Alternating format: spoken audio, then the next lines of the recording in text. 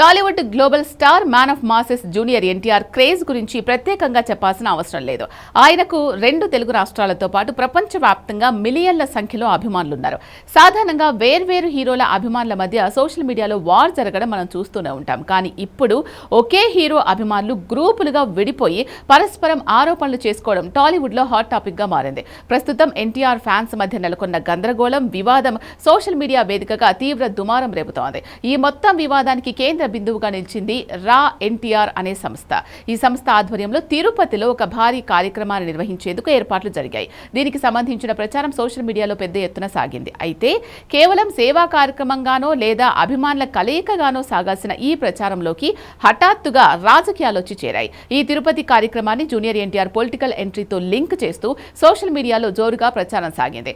ఎన్టీఆర్ రాజకీయాల్లోకి రాబోతున్నారని, దానికి ఇదొక పునాది అని కొందరు పోస్టులు పెట్టడంతో పరిస్థితి ఒక్కసారిగా వేడెక్కింది. అభిమానుల్లో తీవ్ర చర్చలకు, గందరగోళానికి దారితీసింది. ఈ ప్రచారం కాస్త ఊపందుకోవడంతో ఎన్టీఆర్ అధికారిక బృందం రంగంలోకి దిగింది.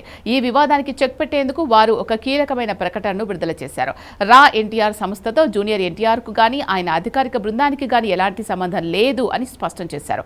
ఎన్టీఆర్ పేరును ఉపయోగించి ఎవరూ ఎలాంటి అధికారికేతర కార్యక్రమాలు నిర్వహించకూడదని గట్టి హెచ్చరిక జారీ చేశారు. ఈ ప్రకటనతో వివాదం సద్దుమణుగుతుందని అందరూ భావించారు. కానీ అసలు గొడవ ఇక్కడే మొదలైంది.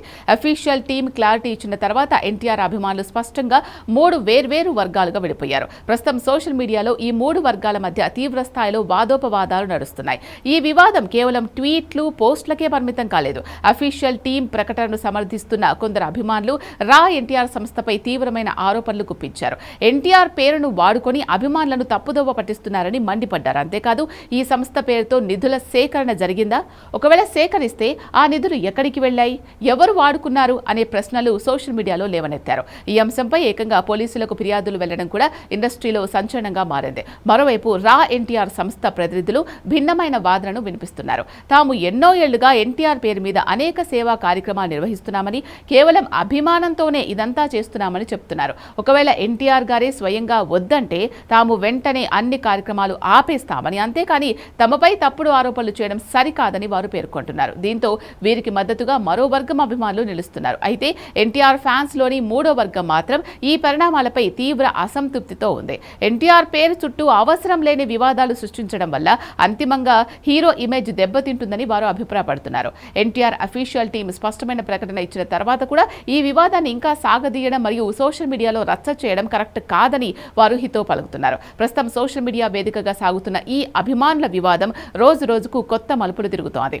గ్రూప్ రాజకీయాలు, పోలీస్ కంప్లైంట్లతో వాతావరణం మరింత వేడెక్కింది. ఇలాంటి పరిస్థితుల్లో అభిమానుల మధ్య పెరుగుతున్న విభేదాలకు ఫుల్ స్టాప్ పడాలంటే మరింత క్లారిటీ అవసరమనే అభిప్రాయం వ్యక్తమవుతోంది.